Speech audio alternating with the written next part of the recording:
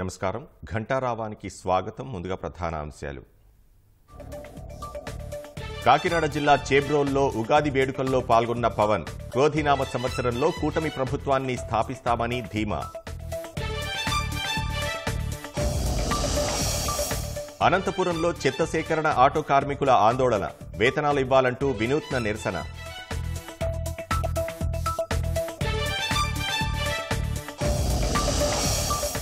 Varikapudisela project పూర్తి కాకపోవడంపై జనం ఆగ్రహం పల్నాడుకు అన్యాయం చేసిన జగన్కు ఓటెందుకు వేయాలని ప్రశ్న ఉత్తరాఖండ్లో లోయలో పడిన వాహనం 8 మంది దుర్మరణం మృతుల్లో నేపాల్ పౌరులు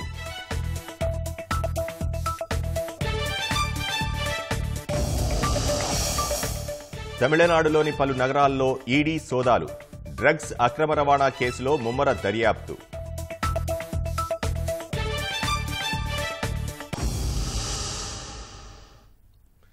క్రోధినామ సంవత్సరంలో కూటమి ప్రభుత్వం ఏర్పాటు చేస్తామని జనసేన అధినేత పవన్ కళ్యాణ్ ధీమా వ్యక్తం చేశారు. కాకినాడ జిల్లా చేబ్రోల్లో నిర్వహించిన ఉగాది వేడుకల్లో పవన్ పాల్గొన్నారు. పంచాంగ పఠనాన్ని విన్నారు. ఈ కార్యక్రమంలో స్థానిక తెలుగుదేశం నాయకుడు వర్మతో పాటు జనసేన నేతలు పాల్గొన్నారు. క్రోధినామ సంవత్సరం ప్రజలకు మేలు చేయాలని పవన్ ఆకాంక్షించారు.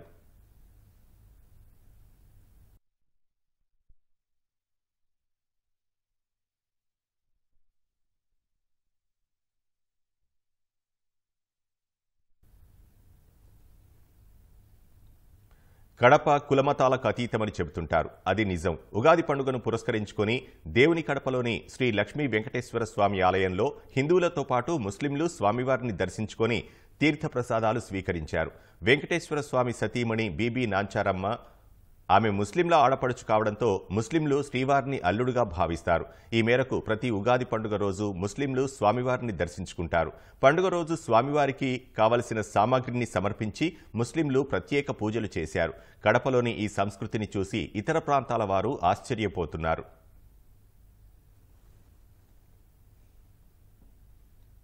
వైకాపా పాలనలో పేదలకు సరైన వైద్యం అందడం లేదని తెలుగుదేశం జాతీయ ప్రధాన కార్యదర్శి నారా లోకేష్ విమర్శించారు. ముఖ్యంగా మన్యంలో వైద్య సేవలు నీటి మీద రాతల్లా మారిపోయాయన్నారు.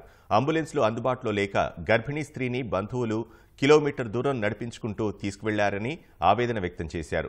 అల్లూరు జిల్లా అనంతగిరి మండలం పెదకోటలో నడి రోడ్డుపైనే మహిళ ప్రసవించే దుస్థితిలో జగన్ రెడ్డి పాలన ఉందని ఆయన ఆవేదన వ్యక్తం చేశారు. తెలుగుదేశం ప్రభుత్వం ఏర్పాటు చేసిన ఫీడర్ అంబులెన్స్లను వైకాపా మూలన పడేసిందని దుయ్యబట్టారు.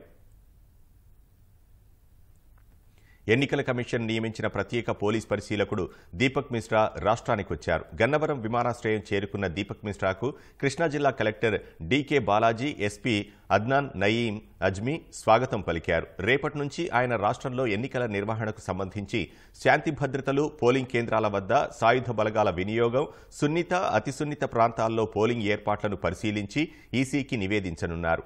నేరుగా సీఈసీకే రిపోర్టు చేసేలా రాష్ట్రానికి 3 ప్రత్యేక పరిశీలకులను ఈసీ పంపింది. ఇప్పటికే 2 పరిశీలకులు రామ్మోహన్ మిశ్రా, నీనా నిగంలు రాష్ట్రంలో పర్యటించి ఎన్నికల ఏర్పాట్లు, వ్యయ పరిశీలనపై నివేదికలు పంపుతున్నట్లు తెలుస్తోంది.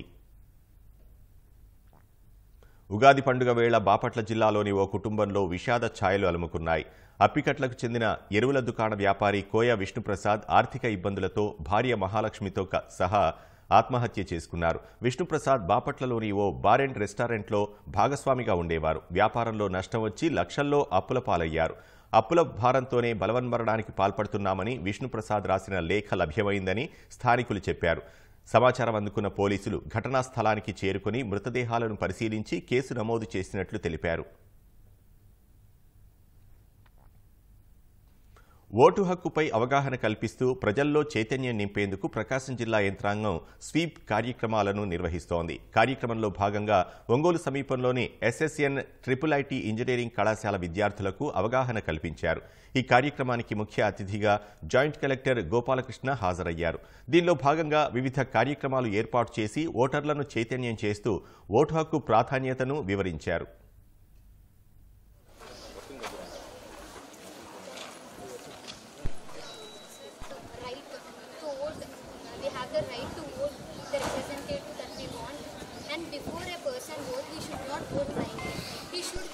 whether the leader is going to show the economic development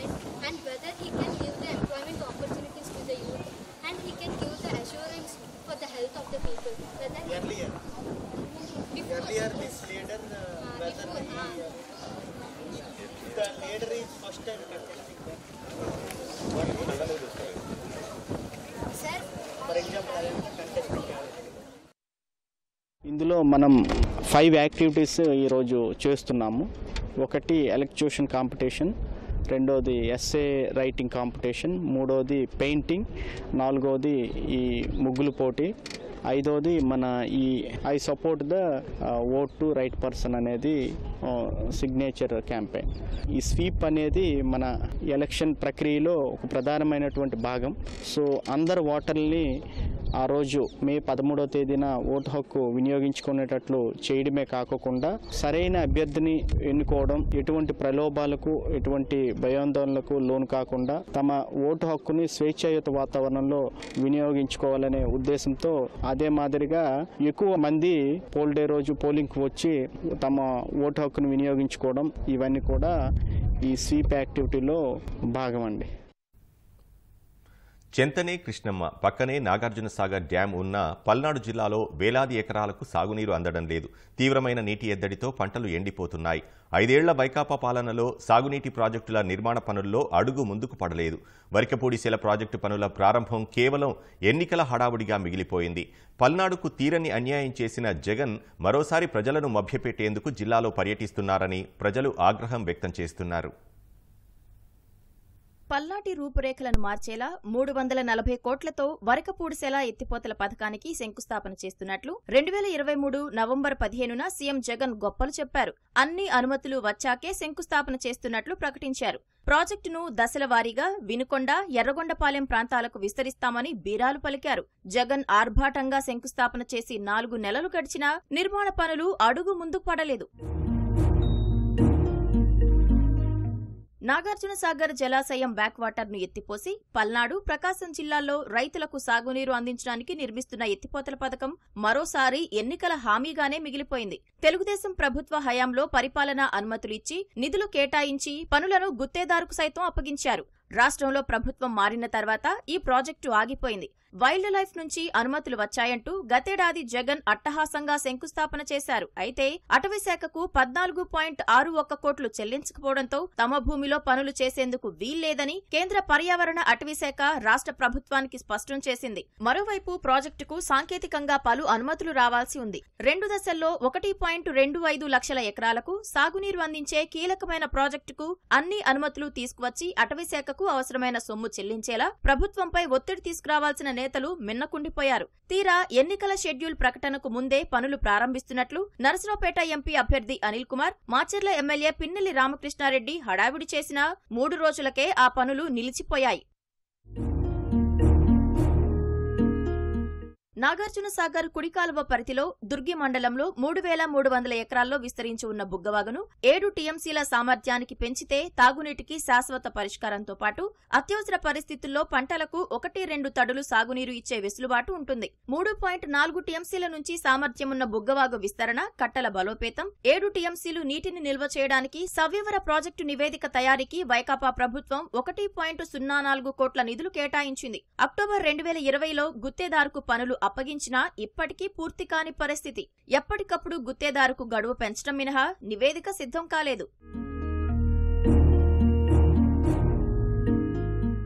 Sagar కుడికాల్వ కింద ఆయకట్టు స్థిరీకరణకు తెలుగుదేశం ప్రభుత్వ హయాంలో పెన్నా గోదావరి అనుసంధాన ప్రాజెక్టుకు శ్రీకారం చుట్టారు. గోదావరికి వరద సమయంలో వచ్చే నీటిని కృష్ణాకు తరలించి ఆ నీటిని సాగర్ కాల్వలో ఎత్తిపోయడం ద్వారా పల్నాడు ప్రాంతంలో సాగు, తాగునీరు అందించాలనేది లక్ష్యం. గత ప్రభుత్వంలోనే పనులు మొదలై కొంత జరిగాయి. వైకాపా వచ్చిన తర్వాత దీన్ని వైఎస్సార్ పల్నాడు కరువు నివారణ పథకంగా పేరు మార్చారు. బ్యాంకు నుంచి తీసుకున్న రుణం గుత్తేదారులకు చెల్లింపులు చేయకపోవడంతో పనులు అర్ధాంతరంగా నిలిచిపోయాయి. ప్రాజెక్టు ప్రాధాన్యం గుర్తించిన గత తెలుగుదేశం ప్రభుత్వం 6.20 కోట్లకు పరిపాలన అనుమతులిచ్చింది. ఇది పూర్తయితే 9,61,231 ఎకరాల సాగర్ ఆయకట్టును స్థిరీకరిస్తారు. గుంటూరు, ప్రకాశం, పల్నాడు, బాపట్ల జిల్లాల రైతులకు లబ్ధి చేకూరేది. వైకాపాలో సామాజిక న్యాయం మాటల్లోనే ఉందని, చేతల్లో లేదని ఎమ్మెల్సీ జంగా కృష్ణమూర్తి అన్నారు. గురజాలలో తెలుగుదేశం, జనసేన, భాజపా సమన్వయ కమిటీ సమావేశంలో ఆయన మాట్లాడారు. వైకాపాలో అనేక అవమానాలకు గురయ్యానని జంగా కృష్ణమూర్తి ఆవేదన వ్యక్తం చేశారు. వైఎస్ఆర్ కాంగ్రెస్ పార్టీకి సంబంధించి ఈరోజు సామాజిక న్యాయం గురించి మాట్లాడుతున్నారు. అంటే సామాజిక న్యాయం అంటే పదవులు ఇవ్వటం కాదు, పదవులు ఇచ్చిన పదికి పదవులు తగిన గౌరవం ఇవ్వాలి. వారికి కాదు ప్రోటోకాల్ ఇవ్వాలి. ఆ పదవుల ద్వారా ఆత్మస్థైర్యం పెంపొందారు కానివ్వండి, పదవులు ఇచ్చి ఆత్మాభిమానం మీద దెబ్బ కొట్టేది కాదు. సామాజిక న్యాయం ఇష్టి కూడా సామాజిక న్యాయం అంటే స్వేచ్ఛ, సమానత్వం, సౌభాతృత్వం, ఆత్మ గౌరవంతో కూడినటువంటి సామాజిక న్యాయం ఎస్సీ, ఎస్టీ, బీసీ మైనార్టీ వర్గాలకి కావాలి, కానీ పదవులు కాదనే విషయం కూడా నేను మీ అందరికి కూడా మనవి చేస్తున్నాను. ఒక తడవ మీరు ఆలోచించే కదా, ఈ నియోజకవర్గానికి చూడండి, లేకపోతే పక్కన నందిని గడ్డి కొట్టుకు సంబంధించిన నియోజకవర్గంలో ఆర్థర్ సంబంధించిన ఒక ఆయన ఉంటాడు ఎమ్మెల్యేగా.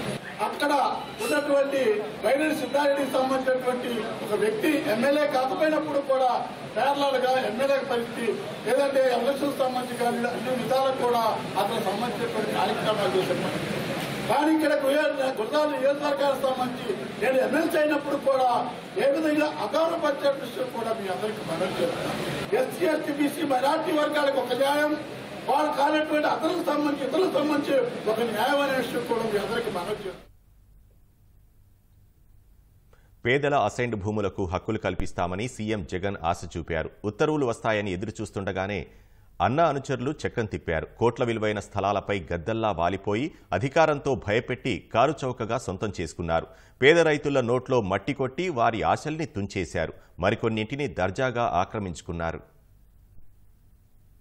రాష్ట్రంలో 20 ఏళ్ల క్రితం అసైన్డ్ భూములు పొందిన వారికి యాజమాన్య హక్కులు కల్పిస్తామని వైకాపా సర్కారు ప్రకటించింది. దీంతో పేద రైతుల నుంచి అసైన్డ్ స్థలాలు కాజేసేందుకు ప్రభుత్వానికి సన్నిహితంగా ఉండే పెద్దలు పెద్ద స్కెచ్చే వేశారు.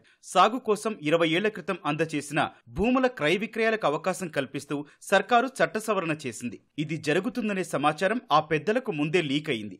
యాజమాన్య హక్కులు కల్పించేందుకు వీలుగా కలెక్టర్లు డీ నోటిఫికేషన్ ఇచ్చిందే తడవుగా వైకాపా నేతలు పేద రైతుల వద్ద గద్దల్లా వాలిపోయారు. విలువైన ఆ స్థలాలను ఇతరులకు విక్రయిస్తారని వారిని బెదిరించి చెప్పు చేతల్లో పెట్టుకున్నారు. డీ నోటిఫికేషన్ వెలువడగానే జబర్దస్తీ చేసి స్థలాలను బినామీల పేరిట రిజిస్ట్రేషన్ చేయించుకున్నారు. వైకాపా నాయకులు, వారి అనుచరులు విలువైన భూములను కొల్లగొట్టి కోట్లకు పడగలెత్తారు. ఇందుకు వంతపాడిన కొందరు ఉన్నతాధికారులు కుట్రలో భాగస్వాములయ్యారు.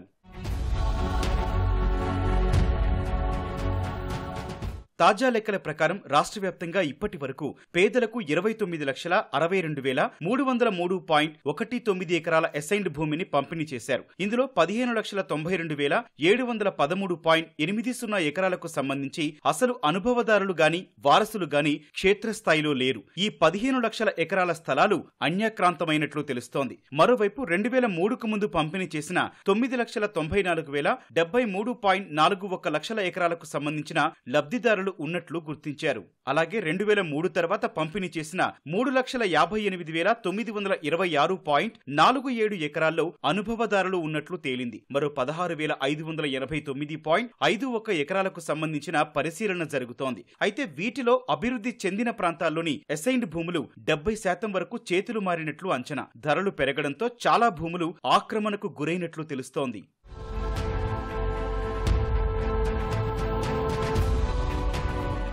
ఉత్తరాంధ్రలో డీ పట్టా భూముల కొనుగోళ్ల కుంభకోణం భారీగా జరిగింది. పరిపాలనా రాజధాని అంటూ విశాఖ అంతర్జాతీయ విమానాశ్రయాన్ని దృష్టిలో పెట్టుకుని విజయనగరం జిల్లా భోగాపురం పరిధిలోని డీ పట్టాలపై కన్నేశారు. భూములు ఇవ్వకుంటే మీకు ఎప్పటికీ హక్కులు సంక్రమించబోవని, విమానాశ్రయం, రాజధాని వంటి అవసరాల కోసం ప్రభుత్వ భూములను తీసుకుంటే పరిహారం రాదని అమాయక పేద రైతులను మభ్యపెట్టారు. తమకు స్థలాలు ఇవ్వకపోతే ఇబ్బందులు తప్పవని హెచ్చరించారు. ఎలాగోలా వారిని దారికి తెచ్చుకొని ఎంతో కొంత ముట్టజెప్పి బలవంత ఒప్పందాలు చేసుకున్నారు. ఇలా విశాఖ పరిధిలోని భీమునిపట్నం, ఆనందపురం, పద్మనాభం, పెందుర్తి, విజయనగరం జిల్లా భోగాపురం, శ్రీకాకుళం పరిధిలో 100 ఎకరాల డీ పట్టాల భూములు చేతులు మారాయి. జాతీయ, రాష్ట్ర రహదారులు, తీర ప్రాంతానికి సమీపంలో ఎకరానికి 5 నుంచి 10 కోట్ల వరకు పలికే రైతుల భూములను ఎకరాకు గరిష్టంగా 40 నుంచి 50 లక్షల వరకు ఇచ్చి సొంతం చేసుకున్నారు.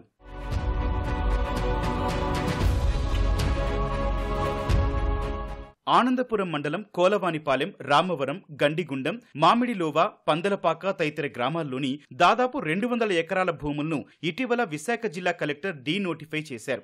ఆ భూములు రైతుల నుంచి వేరొకరికి చేతులు మారుతున్నాయి. పెందుర్తి, పద్మనాభం, భీమునిపట్నం మండలాల పరిధిలో డీ నోటిఫై చేసిన భూముల రిజిస్ట్రేషన్లు కూడా చకచకా సాగిపోతున్నాయి. డీ నోటిఫైలో జాప్యం చేశారన్న కారణంతో విశాఖ జిల్లాలో పనిచేసిన ఓ ఐఏఎస్ అధికారిని అప్రాధాన్య పోస్టుకు బదిలీ చేశారనే ఆరోపణలున్నాయి. రాజధాని ప్రాంతానికి చెందిన ఓ మంత్రి తనయుడు ఏకంగా 300 ఎకరాల వరకు డీ ఫారం పట్టా భూములు ఉత్తరాంధ్ర పరిధిలో కొనుగోలు చేసినట్లు సమాచారం. ఆయా భూములను నిషేధిత భూముల జాబితా నుంచి మినహాయించుకునే ప్రయత్నాలు చేస్తున్నారు.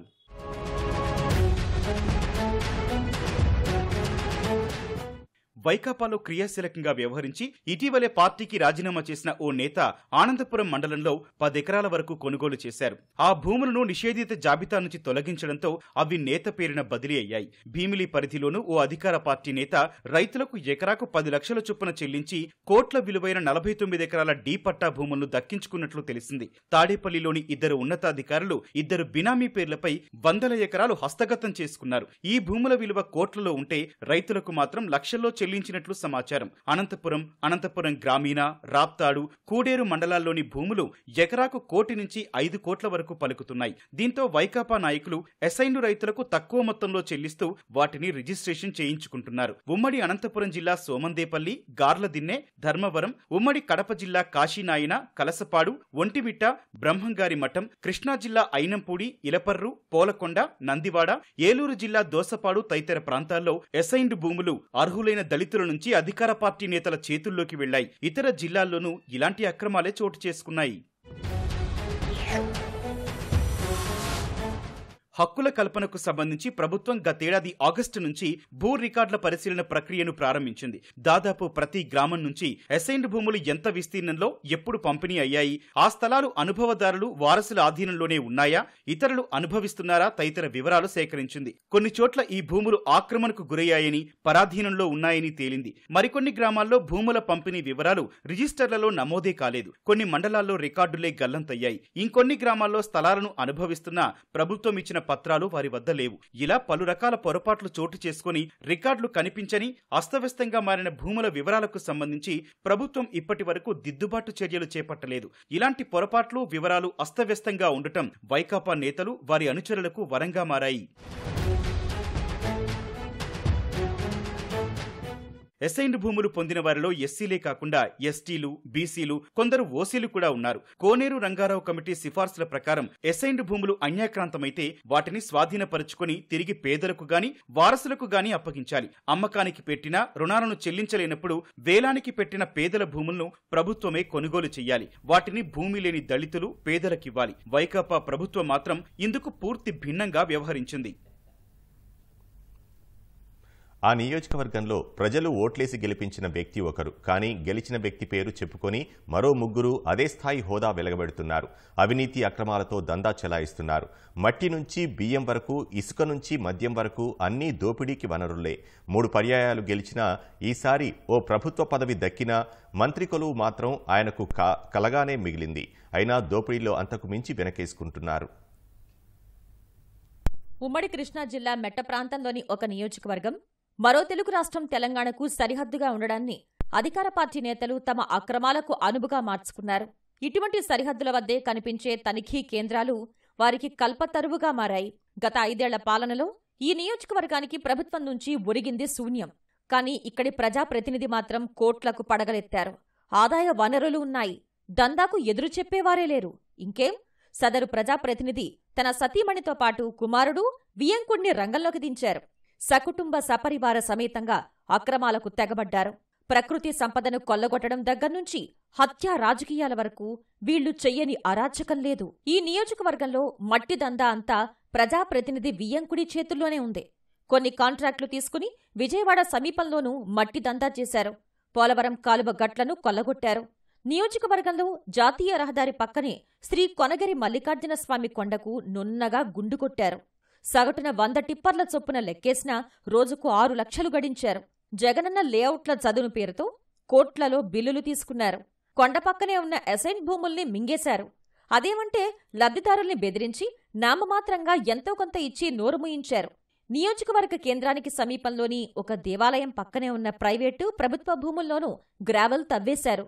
వేముల నర్వ వద్ద ఎత్తైన కొండను పిండి చేశారు. రాజకీయంగా చైతన్యవంతమైన ఈ నియోజకవర్గాన్ని ప్రజాప్రతినిధి వియ్యంకుడు, అతడి సోదరుడు కలిసి అరాచకాలకు అడ్డాగా మార్చేశారు. 2020లో ఒక నేత హత్య కేసులో వీరి ప్రమేయం ఉందనే ఆరోపణలు వెల్లువెత్తాయి. సొంత పార్టీ నాయకులపైనే కేసులు పెట్టి జైలుకు పంపారు. నియోజకవర్గంలో మల్లికార్జున స్వామి కొండ వెనుక ప్రాంతంలో కొత్తగా 2 పరిశ్రమలు ఏర్పాటు చేశారు. వాటికి సంబంధించి భూముల కొనుగోళ్లు, ఇతర వ్యవహారాలను వియంకుడే దగ్గరుండి నడిపించారు. పరిశ్రమలకు వెళ్లే దారి విషయంలోనూ ఈయన బాగానే లాభపడ్డాడు. స్థానికుల నుంచి ఆయనే భూమి కొనుగోలు చేసి తిరిగి అధిక ధరలకు పారిశ్రామికవేత్తలకు విక్రయించారు.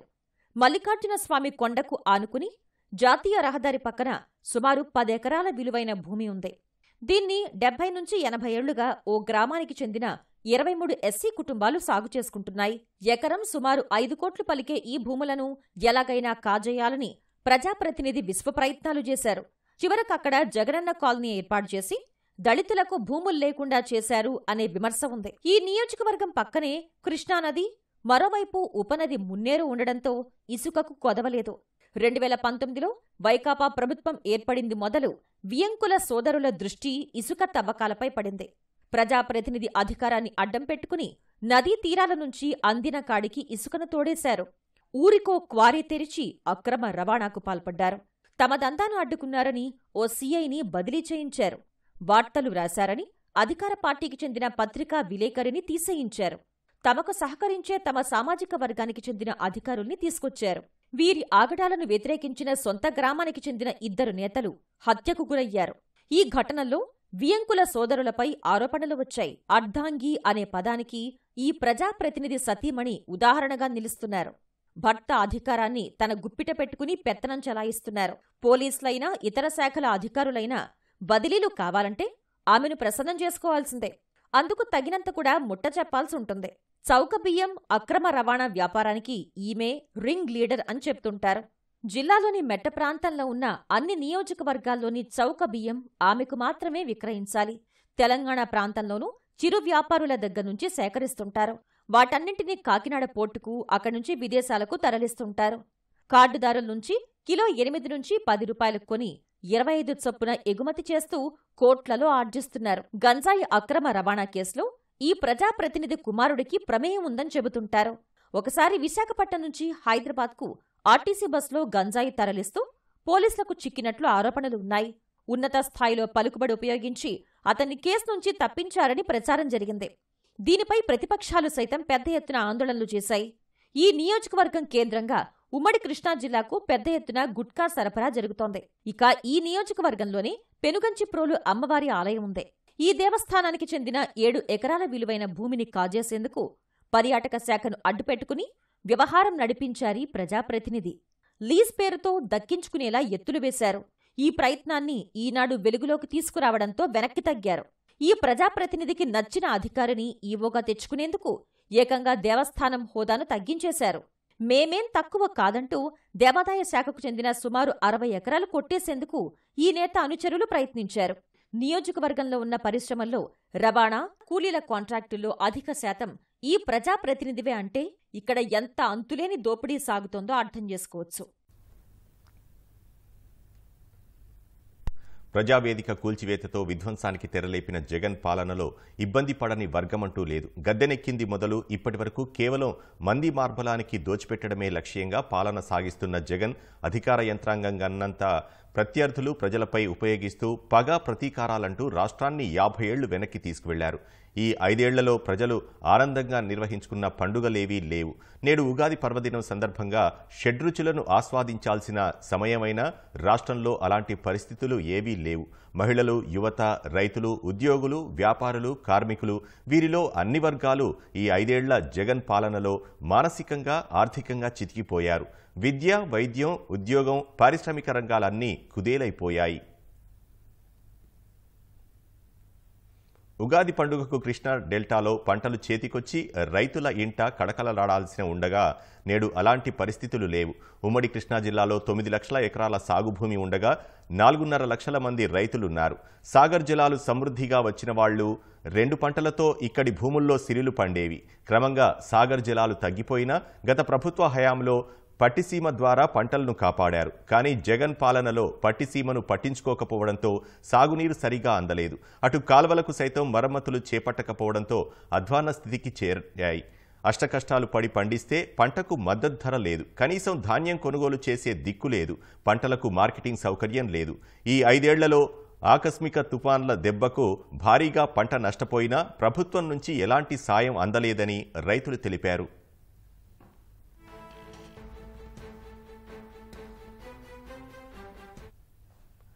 పరిశ్రమలు, ఉపాధి రంగాలు సైతం వైకాపా పాలనలో పూర్తిగా దెబ్బతిన్నాయి. ఈ 5 ఏళ్లలో ఉమ్మడి కృష్ణా జిల్లాలో అనేక పరిశ్రమలు మూతపడ్డాయి.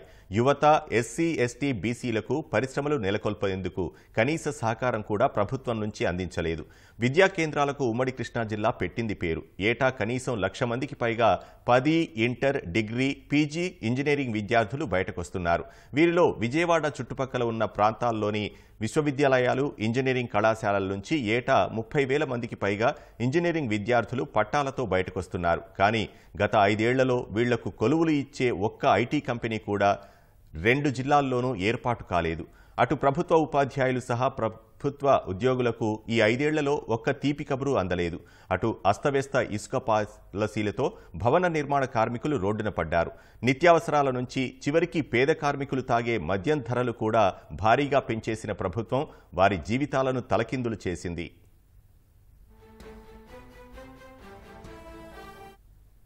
కృష్ణా, ఎన్టీఆర్ జిల్లాల్లో 50 లక్షల జనాభా ఉండగా 25 లక్షలకు పైగా మహిళలే ఉన్నారు. మహిళల ఆర్థిక స్వావలంబనకు ఈ 5 ఏళ్లలో వైకాపా ప్రభుత్వం ఒక్క ప్రయత్నం చేయలేదు.